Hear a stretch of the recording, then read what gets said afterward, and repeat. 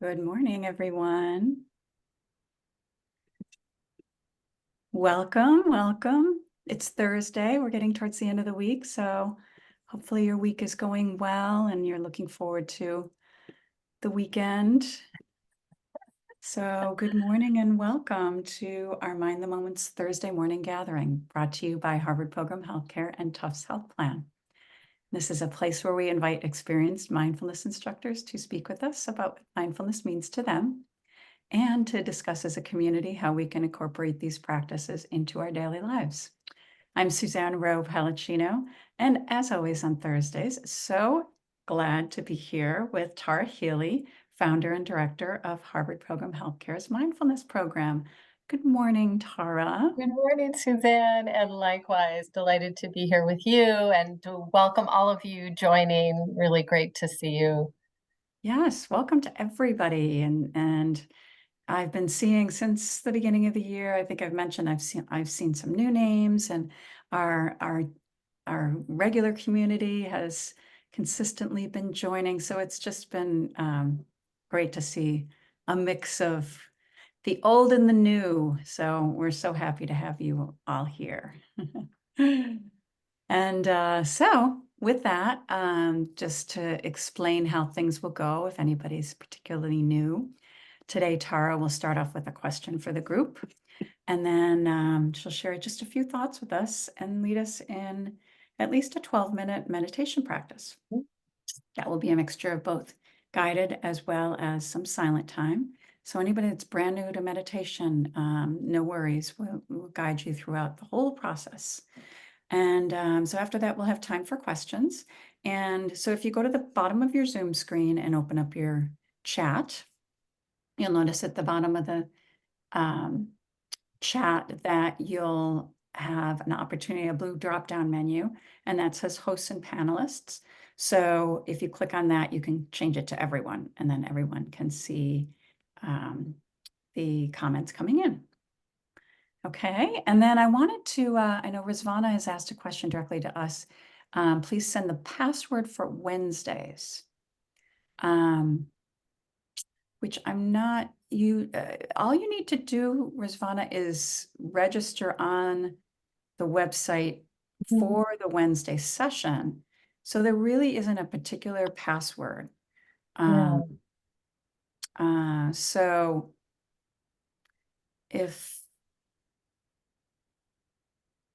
I mean, if you Google Mind the Moment, yeah, that whole page will come up. You could start from that place. yeah. And also, if you really are having trouble, just send your email directly to hosts and panelists, and I can try to help resolve it for you. Yeah. Okay.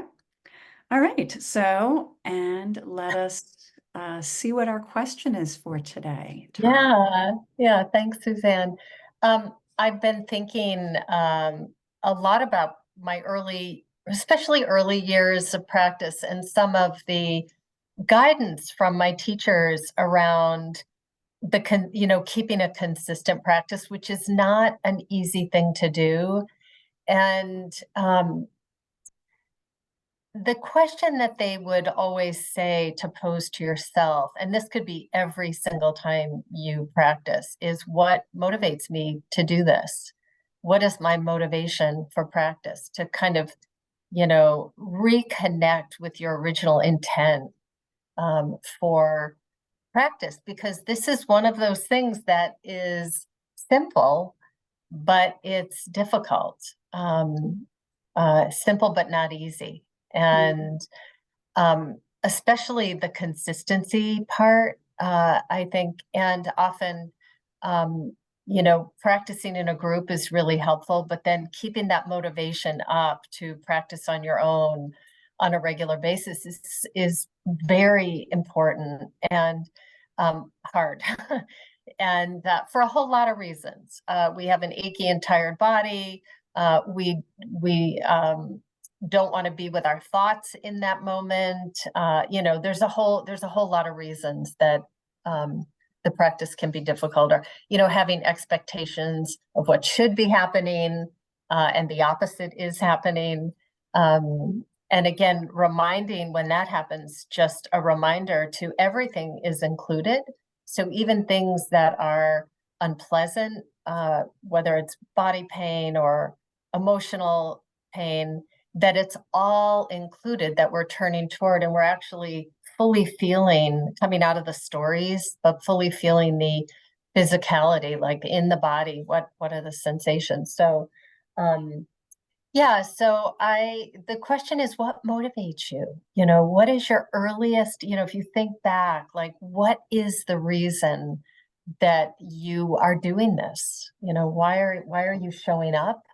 Why are you practicing? And that it's likely that you have a lot of different motivations, but you could just pick one of them, knowing that there are others. So Suzanne, do you want to start? And then I'll say a little bit. So while you're thinking about it, Suzanne and I will start. And whenever you're ready, go ahead and start populating the chat.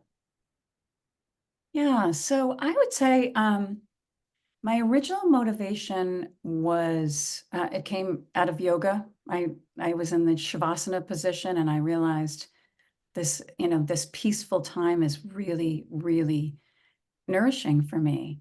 And I Mm, decided that that's when I wanted to learn how to meditate. yeah, Um, because it was an opportunity for me to, release from daily stresses, yeah, Um, and now it's interesting because with thoughts, like you mentioned, sometimes people don't want to practice because they don't want to be with their thoughts. right. So that's why I practice, because sometimes my thoughts are, I need to kind of release from them. And that's my opportunity to do that, is to Yeah. practice and just to be um, with my mind and my body in a peaceful environment. Mm, Yeah. yeah, yeah. What about Nice. you? Yeah. Yeah, again, I think like many of you, I have lots of different reasons and reasons that have evolved over time. But at a young age, I would notice. So this was really before I started to practice, but I would notice that there were lots of thoughts happening that I wasn't necessarily trying to plant or, very consciously thoughts were slipping in. And I just had a lot of curiosity, I think, about how the mind worked. And I remember years ago, Joseph Goldstein saying, like, if you want to understand your mind, sit down and watch it for a while. And like, there's something that really struck me in that. But even, if I go broader than that, um, bringing kindness and compassion to myself and to others, really as I move through the world with a desire to be skillful in how I speak and how I act, how I drive, how I listen, how I engage with loved ones, family, friends, and those that I encounter that I don't know. So, yeah, Yeah. Yeah. Yeah, it's interesting and, you know, yeah, very, it's a noble, many noble reasons as well, yeah, which, yeah. And Joseph Goldstein has been an important teacher for me, but I love the simplicity of, if you really want to understand your mind, sit down and watch it, see what's Mhm. happening. Um, Yeah. and we see how thoughts slip in unnoticed and unplanned and then become noticed. And this, capacity to see our intentions and our motivations just in general is incredibly helpful. Yeah. Yeah. The comments have been really wonderful. I'm motivated by the true me that's revealed with my consistent practice. Uh, How interesting and wow, how this well is said. That's really well said. Tilt my brain more to the positive, mm, muscle tension relief, quest for quiet and flexible mind, de-stress, inner peace, greater equanimity, yeah, responding and reacting. Yeah, true self in all beings. Yeah. I really like that description. Yes. Practice to be Yeah. Wow. This better able to is, respond rather than react. yeah. Hmm. Yeah. My initial thought was simply self-care, but it's gone deeper. I mean, I think, Heather, to your point, like it's not unusual to start out with a particular motivation, and then as you practice, that shifts. Mm-hmm. Loretta's Yeah. mentioned her busy life and dealing with stressors to balance it all out. Yeah. Yeah. Greater appreciation for life in general. Yeah. Calm moment to a pregnant mom. Self-care, but it's much deeper. Yeah. I get to choose how I go about my day. Mm, Authenticity. Yeah. yeah. Like Yeah. exercise for me, when I do it regularly, I'm more balanced. Yeah. And Yeah. it's funny, Karen, that you mentioned that because I thought of that as well. It's like going to the gym. You very rarely leave the gym and think, why did I go there? Right. Right. That's such a Like, point. Yes. so when we And practice, it just, we realize how the regularity really helps us. yeah. Yeah. And consistency is important. And, I think Dan Harris uses the term daily-ish. So you get a little bit of wiggle room in there. And I wouldn't even worry about the amount of time, that if there are certain days where you have 3 or 4 or 5 minutes, that matters, that counts, that's valuable. And then there might be another time where, you're sitting for 30 minutes or doing a standing practice. Yeah. Mm-hmm. Yeah. Fit it in when you can, for sure. Mm. So Yeah. let's go ahead and move into practice. So this will be about 12 minutes, and you can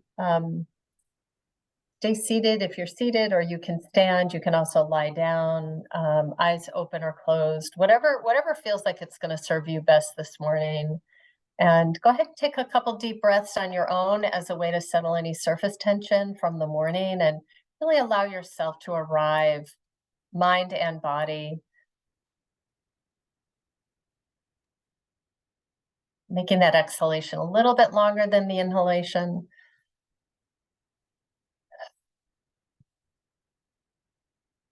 With the exhalations also, see if you can really surrender your weight into the support of the earth below, yet maintain a spine that is upright and engaged, straight but not stiff. And then, to the best of your ability, soften the body, drop the shoulders around that spine that's holding you upright. And taking a moment to really notice the posture. Know that you are seated or standing. Feel the points of contact. And what other sensations are making themselves known. So as you kind of receive the body in the position that it's in, pulsing, tingling, vibration, like you're a scientist, but you're also the subject. So upping the curiosity and receptivity of what's being offered. Might be pleasant, might be unpleasant, might be neither one of those, could be more neutral. So just simply receiving.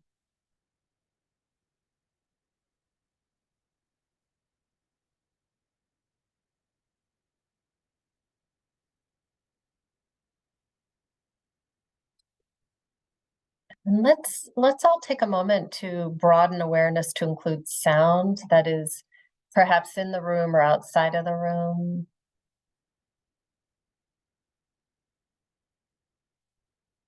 Sound will continue to be consistent. It will arise or it will pass in the area that you are seated or standing, in the room or outside of the room. Not a problem. Sounds typically just come and go. So taking a moment to just receive sound.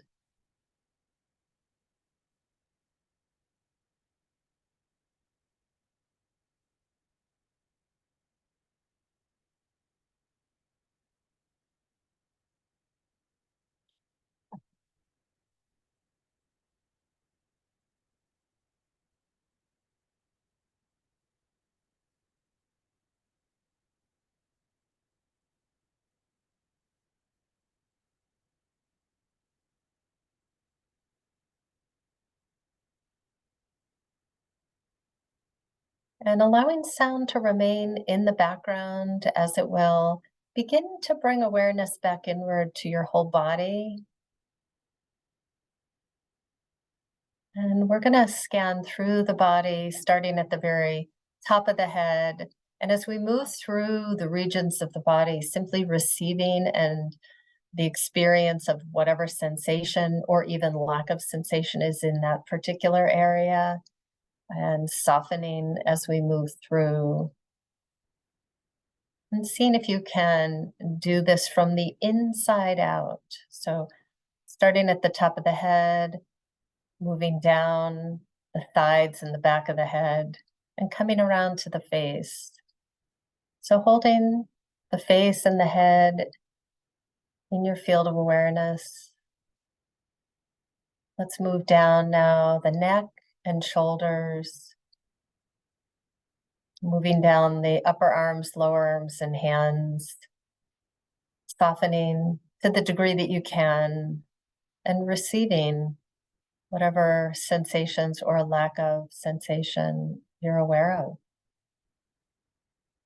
And bringing awareness now to the torso, so the front of the body and the back of the body, internally. Again, with a kind, receptive awareness, pleasant or unpleasant. Moving down over the hips and thighs. Perhaps you're aware of a point of contact. Again, noticing from the inside out. Moving down over the knees, the lower legs, and the feet. Include the toes and the soles of the feet and the heels.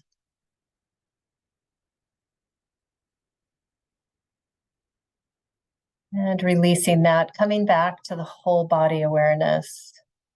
Taking a moment to just explore on your own any areas that are making themselves known to you, that you want to bring some kindness, receptivity, gentleness, softness. So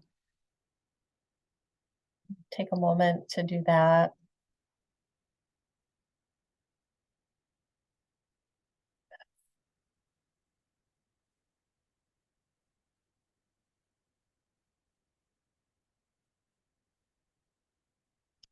And for the remainder of the practice, let's narrow our focus of attention on breath sensation anywhere in the body where you feel the sensations of inhaling and exhaling. And it could be the overall structure of the body and the movement, or it could be the rise and fall of the abdomen, a bit more narrow, or it could even be more narrow than that, nostrils, perhaps movement of the chest. Or if breath is not working for you this morning, you could take the palms of the hands and put them on the top of the thighs, the point of contact, the actual feeling of that could be what you return to when the mind wanders. You could also clasp your hands together, and the touching of the hands could be what you return to.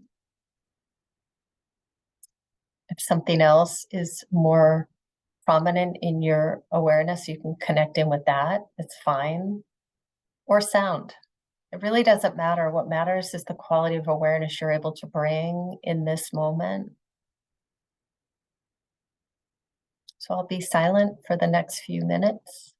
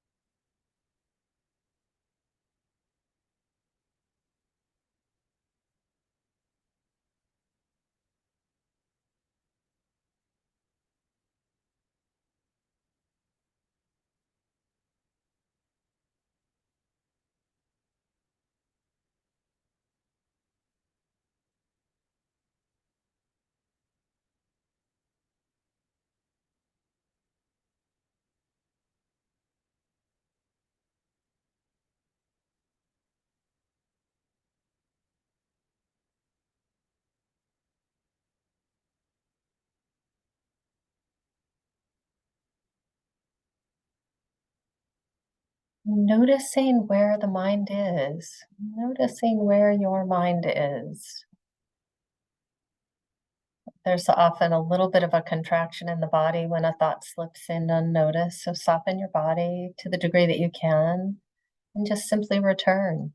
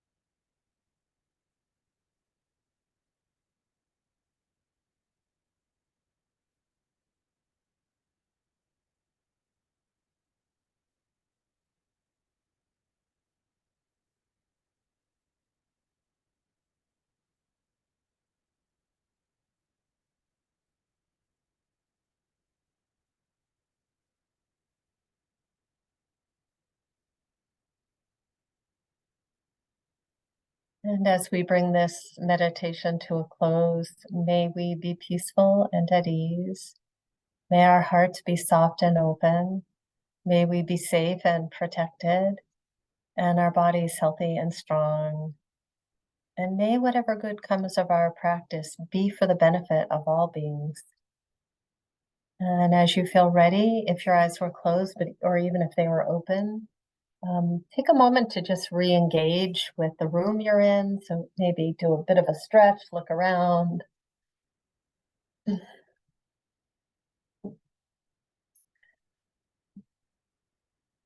Thank you so much, Tara. Yeah, thank you, everybody. Good to be with you this morning. So we've got, about 5 minutes or so to, ask questions or, of course, like any comments or anything you're listening to or reading or watching that's been inspiring. One thing actually that I've just started re-listening to is the Healthy Minds podcast. It's out of the University of Wisconsin. Dr. Richard Davidson started it. And I've had it, but I just started re-looking at it, and it's completely free. There's no charge. And Cortland Dahl, who has worked for Richie Davidson for many years, is one of the teachers, and he's awesome. So I've just been giving that another look also because it's a free app, and it's I feel like such a gift because the quality of the instruction on Healthy Minds is exceptional. And they also have a whole series on sleep. So I feel like my sleep's been a little bit interrupted lately. So that I haven't started using the sleep ones, but just kind of going through it. So I would recommend Healthy Minds. I'll type it in the chat here.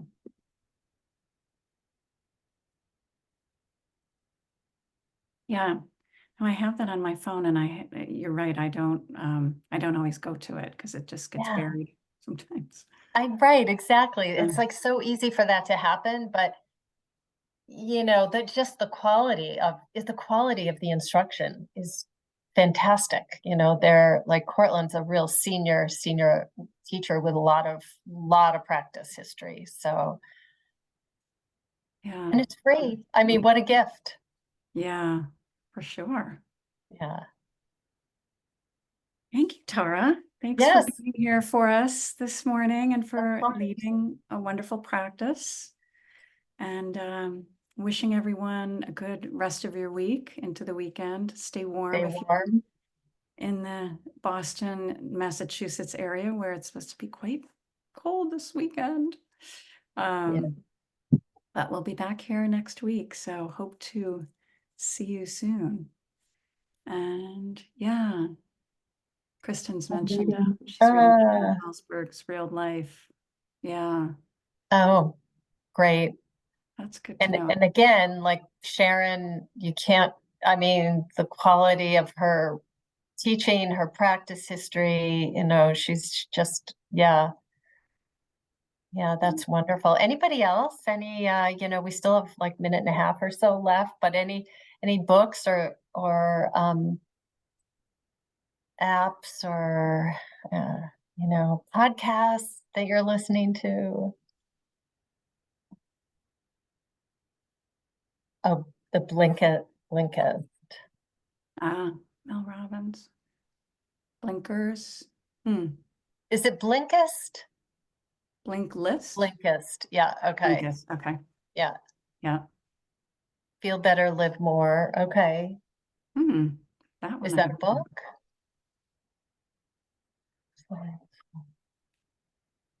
Huh. I haven't heard of Feel Better, Live More. Okay. Oh, good. Okay. Yeah. I'll look up those two as well. Okay. And then our own Mind the Moment resources too, like you can just go, I mean, it's really to get there quickly, just Google Mind the Moment.